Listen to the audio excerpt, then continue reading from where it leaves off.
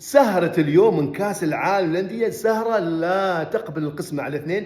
ليش؟ لأنها فيها كثير من الاحتمالات المجنونة. ممكن في كل دقيقة نشوف نادي يصعد على حساب الآخر. بالطبع الكلام عن هذه المجموعة، مجموعة انتر ميلان، فيها كثير من الاحتمالات يا جماعة الخير. ممكن نشوف انتر ميلان يودع، ممكن نشوف ريفر بليت اللي هو متصدر حاليا ايضا يودع لعده اسباب. راح نرجع ونتكلم عن هذه الاحتمالات. اول احتمال خلينا نتكلم عن نادي مونتيري المكسيكي اللي يلعب فيه سيرجيو راموس.